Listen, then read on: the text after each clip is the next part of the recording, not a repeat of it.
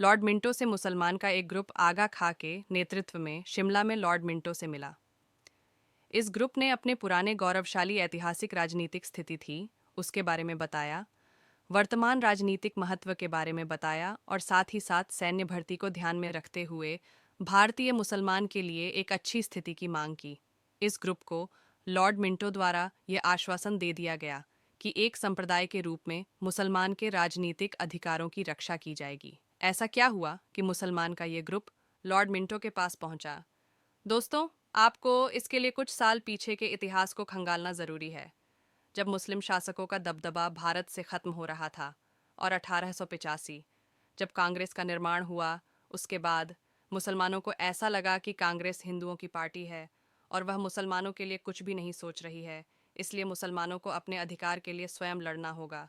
इसलिए मुस्लिम चाहते थे कि उनका एक अलग से संगठन बनाया जाए, और अंग्रेज़ संगठन इसलिए बनाना चाहते थे, वे चाहते थे कि हिंदू मुस्लिम एकता भारत में ना रहे, ताकि वह अपना राजपाट आराम से चला सके।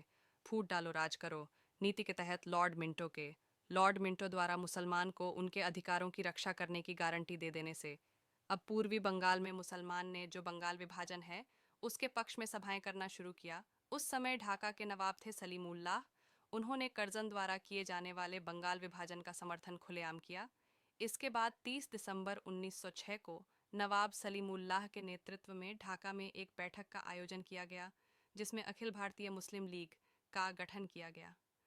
3 उद्देश्यों की पूर्ति के लिए बनाया। पहला, मुसलमान में ब्रिटिश सरकार के प्रति निष्ठा को बढ़ाना।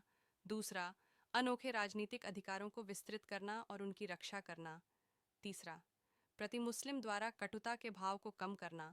इस बैठक में मुस्लिम लीग, जो कि कांग्रेस के प्रतिद्वंदी के रूप में सामने आई थी, वह कांग्रेस को देश के अंदर सीमित करना चाहती थी, इसलिए उसने कांग्रेस को सीमित करने संबंधित प्रस्तावों को भी पास किया।